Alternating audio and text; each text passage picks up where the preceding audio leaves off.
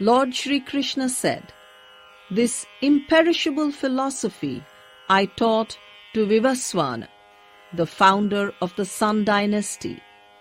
Vivasvan gave it to Manu, the lawgiver, and Manu to King Ikshvaku. The divine kings knew it, for it was their tradition. Then, after a long time, at last it was forgotten. It is the same ancient path that I have now revealed to thee, since thou art my devotee and my friend. It is the supreme secret." Arjuna asked, "My lord, Vivasvan was born before thee. How then canst thou have revealed it to him?" Lord Shri Krishna replied, "I have been born again and again from time to time. Thou too, O Arjuna. My births are known to me, but thou knowest not thine. I have no beginning, though I am imperishable as well as Lord of all that exists. Yet, by my own will and power, do I manifest myself.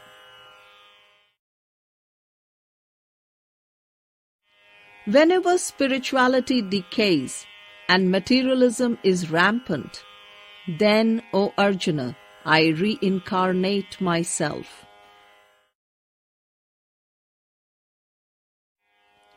To protect the righteous, to destroy the wicked, and to establish the kingdom of God, I am reborn from age to age. He who realizes the divine truth concerning my birth and life is not born again, and when he leaves his body, he becomes one with me.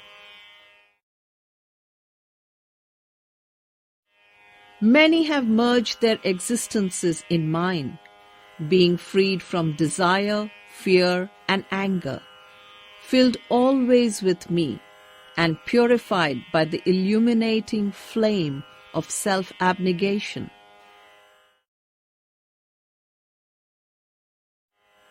Howsoever men try to worship me, so do I welcome them. By whatever path they travel, it leads to me at last.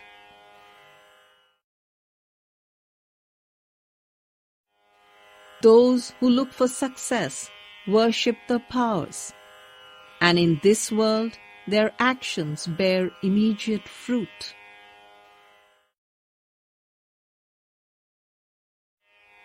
The four divisions of society, the wise, the soldier, the merchant, the laborer, were created by me according to the natural distribution of qualities and instincts. I am the author of them, though I myself do no action and am changeless.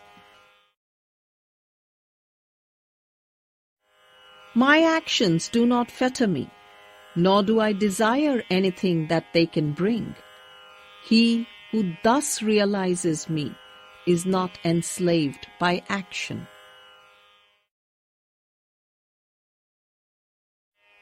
In the light of wisdom, our ancestors who sought deliverance performed their acts. Act thou also, as did our fathers of old.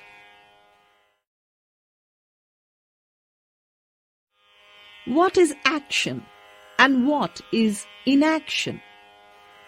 It is a question which has bewildered the wise. But I will declare unto thee the philosophy of action, and knowing it, thou shalt be free from evil. It is necessary to consider what is right action, what is wrong action, and what is inaction, for mysterious is the law of action.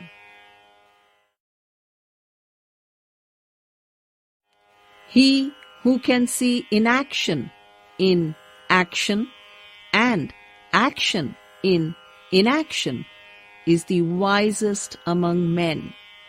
He is a saint, even though he still acts. The wise call him a sage, for whatever he undertakes is free from the motive of desire, and his deeds are purified by the fire of wisdom. Having surrendered all claim to the results of his actions, always contented and independent, in reality he does nothing, even though he is apparently acting.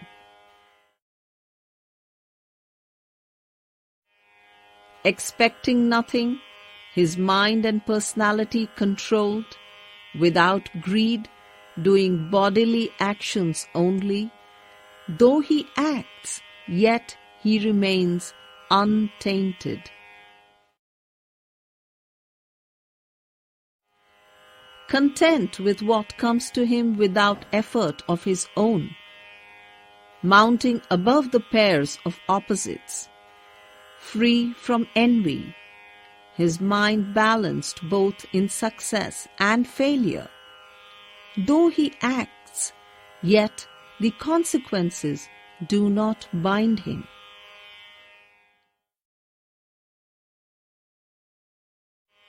He who is without attachment, free, his mind centered in wisdom, his actions, being done as a sacrifice, leave no trace behind.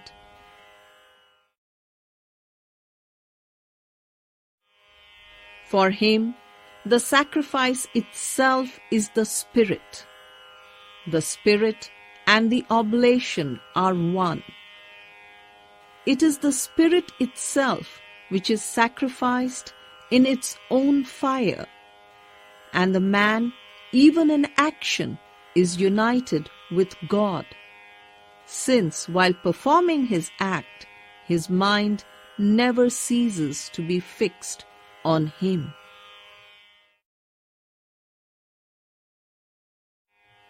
Some sages sacrifice to the powers, others offer themselves on the altar of the eternal. Some sacrifice their physical senses in the fire of self-control. Others offer up their contact with external objects in the sacrificial fire of their senses.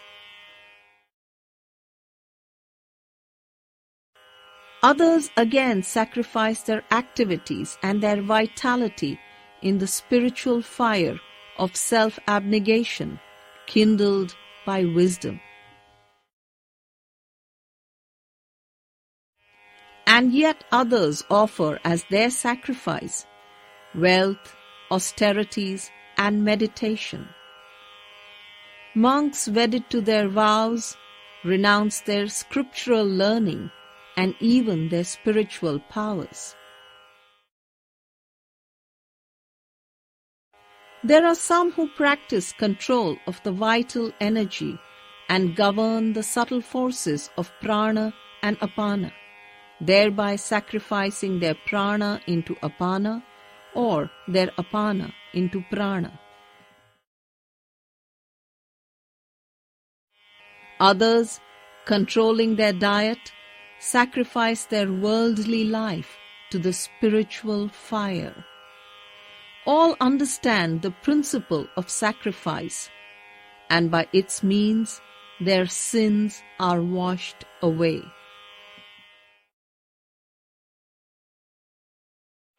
Tasting the nectar of immortality as the reward of sacrifice, they reach the eternal. This world is not for those who refuse to sacrifice, much less the other world. In this way, other sacrifices too may be undergone for the Spirit's sake. Know thou that they all depend on action. Knowing this, thou shalt be free. The sacrifice of wisdom is superior to any material sacrifice. For, O Arjuna, the climax of action is always realization. This shalt thou learn by prostrating thyself at the Master's feet, by questioning him, and by serving him. The wise who have realized the truth will teach thee wisdom. Having known that, thou shalt never again be confounded, and, O Arjuna, by the power of that wisdom, thou shalt see all these people as if they were thine own self, and therefore as me. Be thou the greatest of sinners, yet thou shalt cross over all sin by the ferryboat of wisdom. As the kindled fire consumes the fuel, so, O Arjuna, in the flame of wisdom, the embers of action are burnt to ashes. There is nothing in the world so purifying as wisdom, and he who is a perfect saint finds that at last in his own self. He who is full of faith attains wisdom, and he too who can control his senses, having attained that wisdom, he shall ere long attain supreme peace.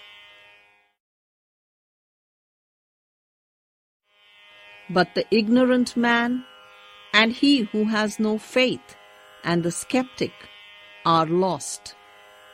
Neither in this world nor elsewhere is there any happiness in store for him who always doubts. But the man who has renounced his action for meditation, who has cleft his doubt in twain by the sword of wisdom, who remains always enthroned in his self, is not bound by his acts. Therefore, cleaving asunder with the sword of wisdom the doubts of the heart, which thine own ignorance has engendered, follow the path of wisdom and arise.